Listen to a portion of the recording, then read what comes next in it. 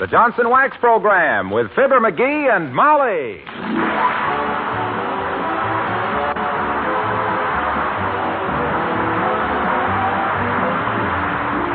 The makers of Johnson's Wax products for home and industry present Fibber McGee and Molly, written by Don Quinn and Phil Leslie, with music by the King's Men and Billy Mills Orchestra.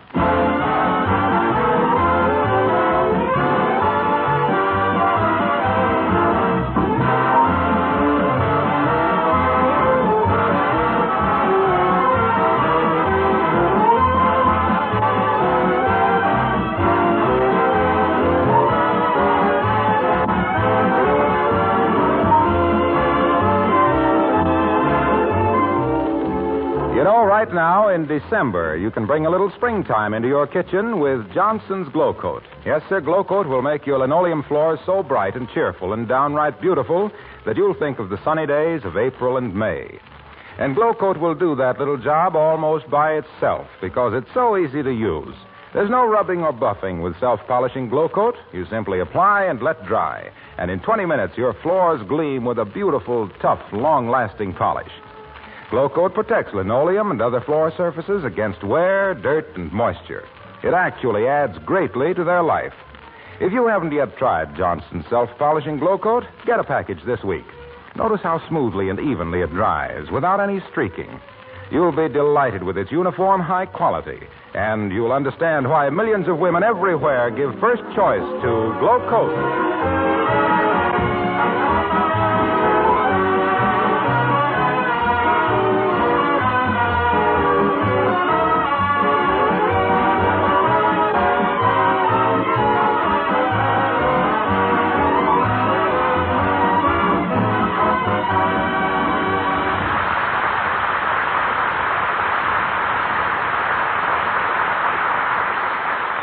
When it comes to politics, and almost everybody does, the real power is swung by mysterious little men with big fat cigars who talk out of the corners of their hotel rooms. The men behind the scenes. Well, here's a scene, 79 Wistful Vista. And here's one of the little men, Mr. McGee, of Fibber McGee and Molly.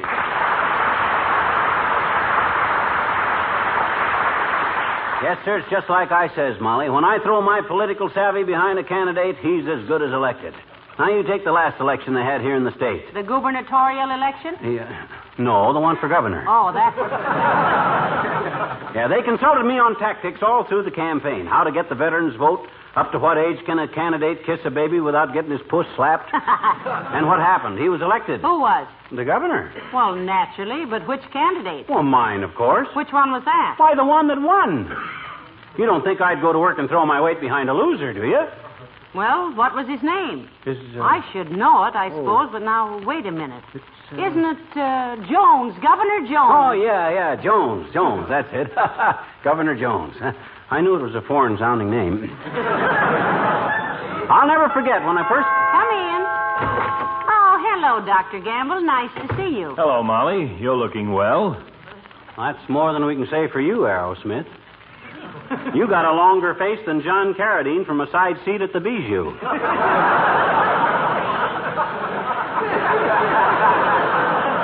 What's the matter, Doctor? One of your patients get well before you could operate? No, Super Mouse. I'm just in a bad mood. Oh. Just been realizing how badly nature has arranged things. What do you mean, Doctor? Well, by the time a man gets old enough to appreciate a 2-inch New York cut steak, he has to eat it with store teeth. When he gets to the age where he can recognize good music and literature, he's into the bifocal and ear trumpet department. And by the time he's earned enough money to go places and do things, he's too tired to go and wouldn't be able to do them.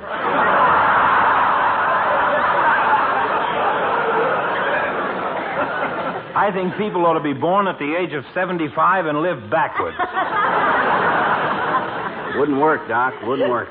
When you got down to be a child of 7, it'd be too dangerous to have all them old razor blades laying around. Is that what's depressing you, Doctor? No, it's about the proposed new wing on the hospital we need so badly. Looks like those tightwads in the legislature are going to fold up without making an appropriation. Well, why don't you go see the governor about it, or ask McGee to? Oh, why, sure, Doc. Anything I can do, be glad to. Just write me a letter stating briefly what you have in mind, if anything, which I doubt, and I'll railroad it through for you. You mean to stand there, beaver tooth? Mean to stand there and tell me you're personally known to the governor of this state? Am I known to him? It is to laugh. My gosh, I practically put him in office, single-handed.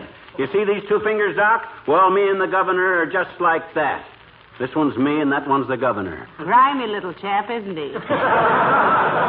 My boy, you and I are going to pay a visit to the governor. You'll introduce me and I'll do the rest. Be mighty happy to, Doc, but I haven't got time to go to the state capitol now. I'm too busy.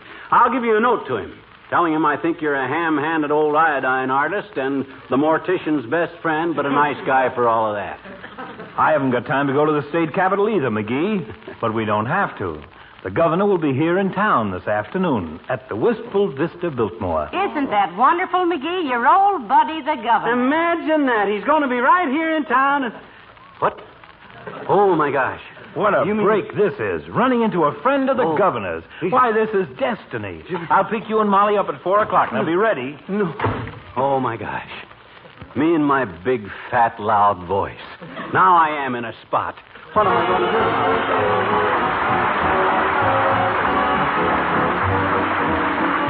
Billy Mills in the orchestra, and It's Only a Paper Moon.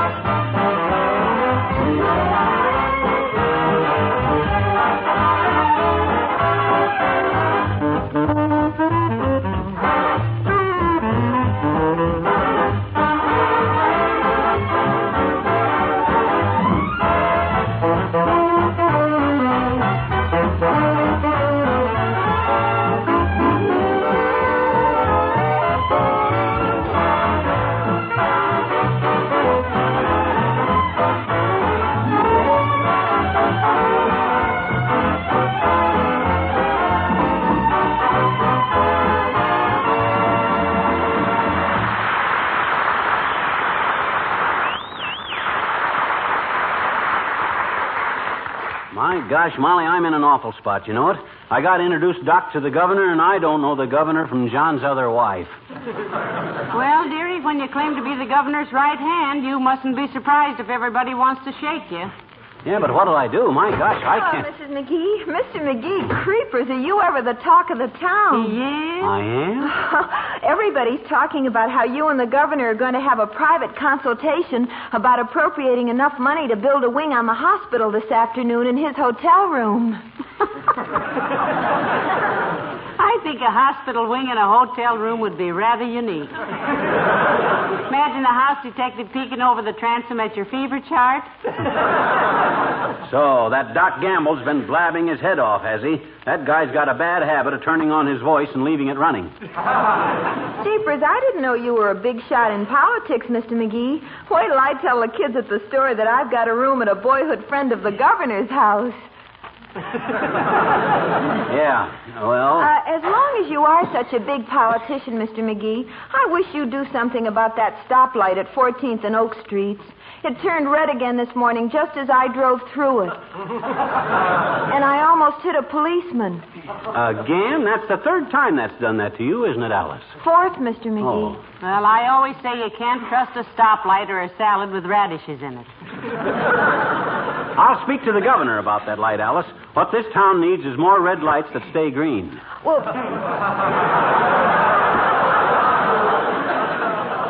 they'd only fix that one light so it wouldn't turn green when I wasn't looking, I'd be satisfied. Mm-hmm. It isn't that I want to butt into somebody who is more important than I am's business. Hand me the phone, Alice. I'll fix this. Here it is, dearie. Mention my name and get a cell with 2 windows. Hello, operator. Give me the 4th Precinct Police. Stay right where you are, Mert. I know you. How's every little thing, Myrtle? It is, eh? What's say, Mert? Your grandmother got pinched in the Bonton department store. Heavenly days for shoplifting, McGee? No. She didn't go through the revolving door fast enough. What's say, Mert? Okay, I'll call later. Police department's line's busy, Alice. Well, thank you anyway, Mr. Oh, McGee. he'll keep after them, Alice. Yeah, I'll speak to the governor the first chance I get, Alice. Oh, gee, thanks very much, Mr. McGee. Tell him I appreciate it, and any time he wants to be impeached, I'll be the first to vote for him. I don't think Alice quite knows what impeach means, does she? I'm not worried about what Alice don't know. I'm worried about what I don't know, and I don't know the governor. That's what I don't know. Look, I've got an idea. Well, what is it? What is it? Don't just do there. Stand something. What about this now? Huh? Go down to the hotel right now and make an excuse to get acquainted with the governor. Yeah? And then when you go back with Dr. Gamble, you won't be a stranger to him. Say, that's a wonderful... No, that wouldn't work. My gosh, the governor's got more bodyguards around him than the Shah of Persia. It isn't the Shah of Persia, it's the Shah. That's where you're wrong, baby. Shah, he's the guy who makes absorbers for automobiles. Absorbers? Yeah. Sure, you've heard of shock absorbers. Hello, folks. Am I intruding? Oh, you're just in time. You were never welcome, her kid. How are you, Mr. Wilcox? In the pink, Molly, in the pink. Hey, have you seen the early afternoon paper? Huh? Got a big story about Fibber and the governor. Look, here it is. Someplace here. They spell my name right? Let me see it. For goodness sake. That news about McGees being a pal of the governor certainly spread like a cowboy's knees, didn't it?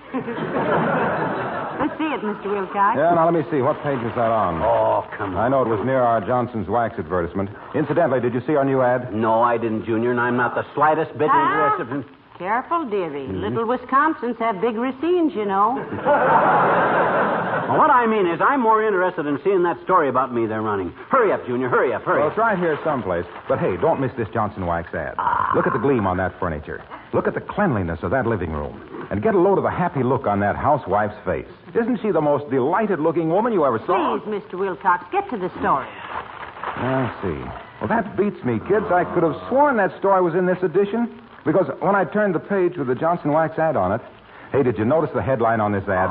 It says, is your living room really living? Do your windowsills, lampshades, floors, furniture, and woodwork sparkle with that Johnson Wax beauty treatment? And then it goes on to say that Johnson's Wax is such a labor-saving product. Look, Waxy. Hey? You must realize that there's very little you can tell us about Johnson's Wax. But there's a lot you can tell us about what it says about me in that paper, and why don't you do it? Yes, I'm all a Twitter myself. Well, can you beat that? I can't find it. Oh, it must be in a later edition. I'll tell you what, as soon as it comes out, if that story's in it, I'll give you a buzz. So long now. Imagine him taking all that trouble, McGee. Isn't he nice? Nice? He was ribbing us. How could he have read a story in an edition that ain't out yet? Heavenly days, I never thought of that. Well, I've thought of that. He's heard about me claiming to be a pal of the governor's, and it's his little way of needling me. And that's just a sample of what I'm going to get if I can't wiggle my way out of this date with Doc. Gee, can't you think of something, Molly? No, dearie. You've bragged yourself into this mess. Oh, well. And you've got less chance of backing out than a lobster that's already on the menu. Me and my big fat mouth. Why can't I ever learn to... I'll get it. I'll get it. Come in. Oh, my goodness, Mrs. Carstairs. Do come in, Mrs. Carstairs. How do you do, my dear? Oh, I'm so glad to find Mr. McGee at home. You are? Oh, what's on your mind, Carsty? Besides that hat, which looks like 4 bits worth of material and $90 worth of sales promotion. I think that's a lovely hat, McGee. Who made it for you, Millicent? It was not made for me, my dear. It was an accident, you might say. I might, and I do. You see, when our wire-hair terrier upset the hall table, everything simply flew into the air. some flowers, my gloves, my purse, and a handful of Mr. Carstairs' golf tees. They all came down on my head, and I simply left them there. Well, all I can say is, Millicent, if Hedda Hopper ever saw that hat, she'd never speak to John Fredericks again. What was it you were so glad to see me about, Kirsty? What? Oh, yes. Well, having heard that you were a dear friend of the governor's... That's putting it mildly, Kirsty. We're old school chums.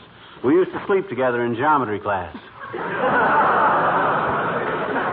Why, Mrs. Carstairs? Well, I had hoped that Mr. McGee would persuade him to come to a little buffet dinner party I'm having tonight. It would be such an honor to entertain the governor. See what you can do about it, McGee. Why, certainly. But frankly, Kirsty, his nibs ain't much for social gatherings. He'd much rather set in a game of poker with a bunch of close friends, like me. Well, that can be arranged, Mr. McGee. After the other guests have left, we 5 can settle down to a lovely evening of dealer's choice. Heavenly days. Are you a poker player, Millicent? My dear, when I first met Mr. Carstairs, I was dealing blackjack in a gambling joint. Oh, what did I say? Well, do what you can about the governor, Mr. McGee. Black tie, you know. 7:30. Hey, don't go out that door, Kirsty. That's the hall clock.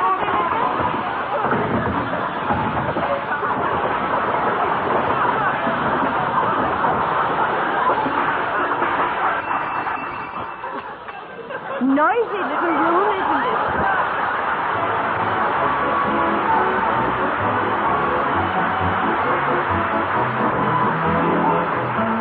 The King's Men sing Chicory Chick. Once there lived some chickens, some feathery, feathery chickens, who cackle loud and cackle long and cackled every day. But this is all they ever had to say.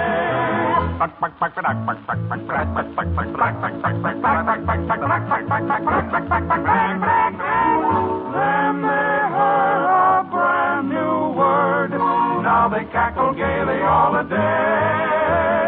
Chicory chick, chala, chala, checkala, roll me in a banana, kabalika, wallika, can't you see? Chicory chick is me. Chicory chick, chala, chala, checkala, roll me in a banana, kabalika, wallika, can't you see? Chicory chick is me. Every time you're sick and tired of just the same old thing, saying just the same old words each day. Be just like us chickens who found something new to sing. Open up your mouth and start to say, oh, chicory chick, chala, chala, checkala, roll me in a banana, kabalika, wallika, can't you see? Chicory chick is me, oh, chicory chick is me. Chick, chick, chick, chick, chick, chick, chick, chick, chick, chick, chick, chick, chick, chick, chick, chick, chicory chick, chala, chala, checkala, roll me in a banana, kabalika, wallika, can't you see? Chicory chick is me. Chicory chick, chala, chala, checkala, roll me in a banana, kabalika, wallika, can't you see? Chicory chick is me. Stretch your neck and flap your wing, open up and sing. Chicory chick, chala, chala, checkala, roll me in a banana, kabalika, wallika, can't you see? Chicory, chicory, chicory, chicory, chicory chick is me. Chicory, chicory chick is me.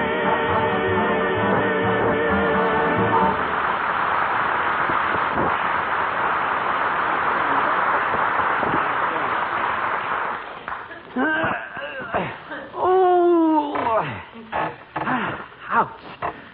Oh, I almost did it that time. I'll try once more.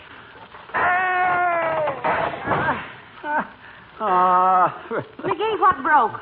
The arm broke off this chair. How? I was twisting my leg around it. Why? I was trying to bust it. Well, why on earth were you trying to break the arm off the chair? I was trying to break my leg.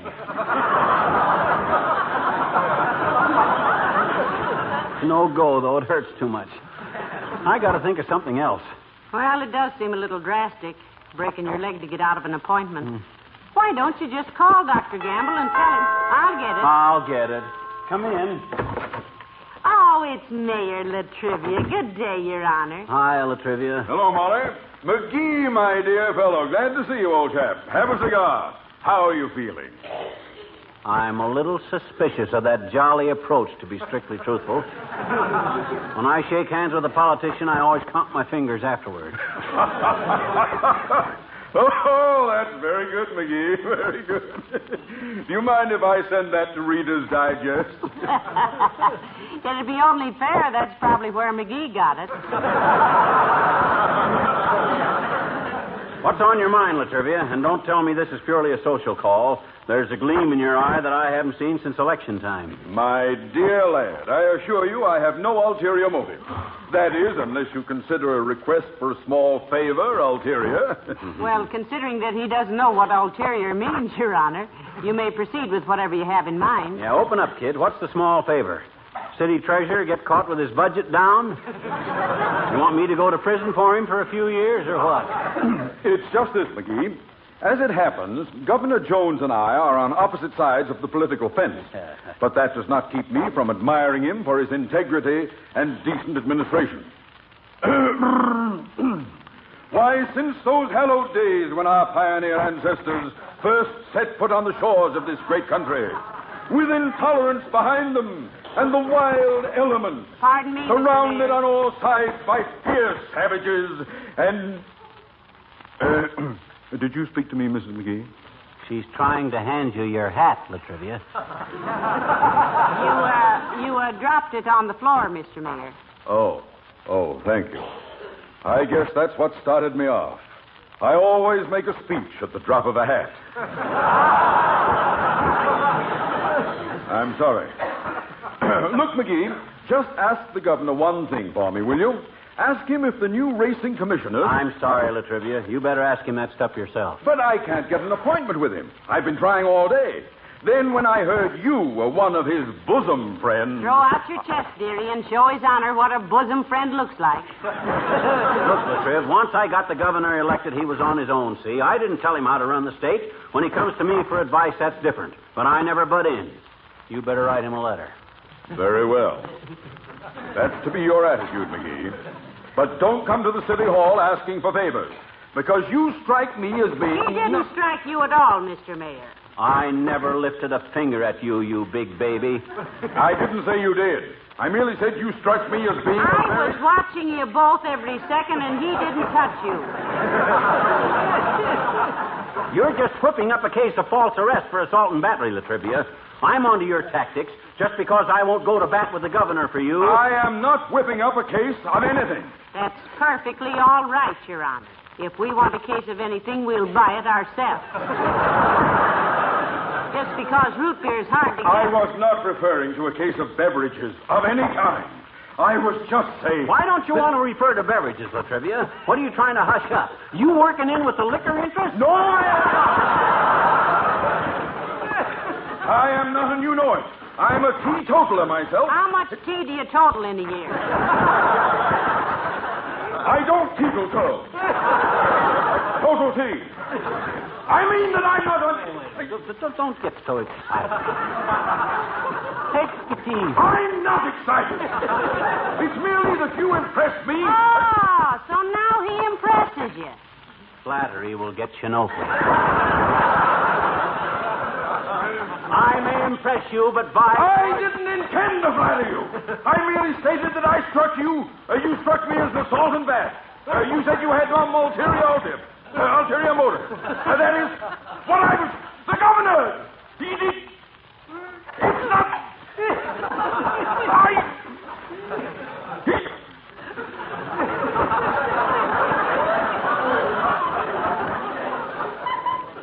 McGee?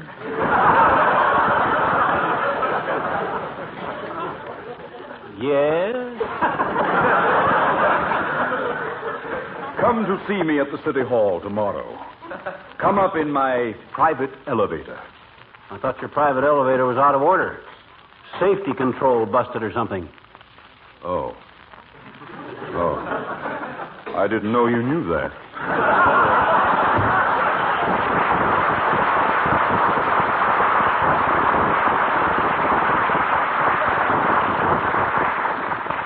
Great guy, Latrivia. Except he's always trying to get me into an argument. He does very well at it, too. Well, if he thinks I'm going to talk to the governor about... Hey, what time is it? What 3 time? minutes to 4. Oh, and the dear. doctor said he'd call for you at 4, so you better be... Oh, dear, here. Come in. All ready, folks? Come on, let's go. Be right with you, Doctor. Ready, McGee? Well, I'm as ready as I'll ever be, I guess. Now, watch yourselves on that front sidewalk, folks. It's pretty slippery. Don't want little bluegill here to break his leg. Break mine? Where? You say it's icy out there? Well, come on. What are we waiting for? Let's go. McGee, not so fast. Wait a minute. Take it easy, boy. You'll slip.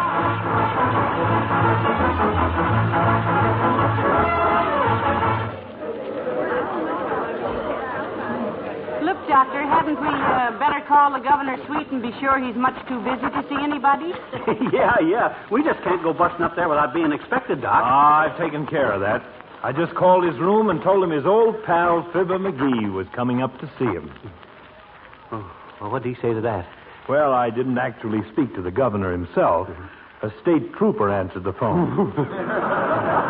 He talked to the governor and said to come right up. Tell me something, Doctor. Yes? If a woman bakes a cake with a steel file in it, what keeps the file from getting rusty? What are you talking about? Good heavens, Will. Look, Doc, you and Molly go on up. I'm going to get a cigar. Don't wait for me. Always takes me a long time to select a cigar. Oh, no, you don't. You stay with us, McGee. Whoever saw a governor's suite without cigars in it? Come on, get in the elevator. 4th floor, son. Yes, sir. This is the slowest elevator I've ever ridden in. Seems like the fastest one I ever rode in. Where is suite 32, son? Standing right beside you, I'd say, mister. You're very nice to say so, young man, but... But he meant Governor Jones' suite. Oh, 4 doors to the left, madam. Oh, thank you. Come on, McGee. McGee, come on, we're here. Huh? Oh, okay. This way, folks. And stop leaning on me, McGee. Can't you walk by yourself? What's the matter with you? Well, it's just that in the prospect of seeing an old friend again, I'm all drippy. Shall I knock, Doctor? Go ahead. Good day, Governor. Here's an old friend of yours. Well, if it isn't old monkey-faced McGee. How are you, boy? Why, Chicken Wire Jones from Peoria. What are you doing here? What do you suppose he's doing here, dearie? He's the governor. And little Molly Driscoll. What a wonderful surprise. Molly, I thought you'd married Otis Cadwallader and $1 million. No, Chicken Wire. I married McGee and $1 million less. By the way, Governor Jones, this is an old friend of ours, Dr. Gamble. He wants to talk to you. Hello, Governor. I'm glad to know you, Doctor. Any friend of Monkey-Faced McGee's is a friend of mine. Have a chair. My goodness. But it's been a long time, McGee, hasn't it? Yes. Remember the time that we played hooky and went to see Uncle Tom's Cabin? Yeah. And remember how you let the cat loose on the stage when the bloodhounds came on?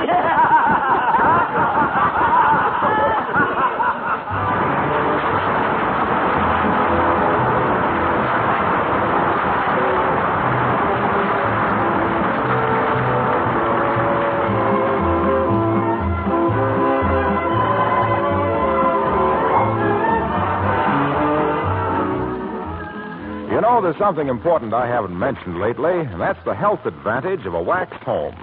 Besides beauty and protection for your things, your home is cleaner, more sanitary if you keep your floors, furniture, and woodwork regularly polished with Johnson's Wax. The wax seals the pores of the wood, guards against dirt and moisture. Johnson waxed surfaces are easier to keep clean because dust and dirt do not cling to them so readily. Areas that get extra heavy wear, such as hallways or windowsills, can be touched up as often as necessary without re-waxing the entire surface. And after you've used Johnson's Wax for a while, you'll notice that with every application, your floors and furniture take on greater beauty. That's why your favorite antique has such a soft, mellow luster. It's probably been protected with wax for a long time. And whether your things are old or new, it will pay you to polish them regularly with genuine Johnson's Wax.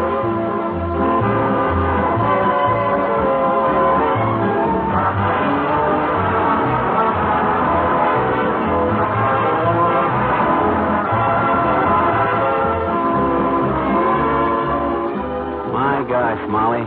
Imagine the governor turning out to be old Chicken Wire Jones. It was a better break than you deserved, dearie. And look, they say President Truman might come through Wistful Vista next month, so... Harry Truman? Well, what do you know? I gotta go down to the station and see him. Ah, good old Harry. Why, Harry and I are... Yes? Perfect strangers, come to think of it. Good night. Good night, all.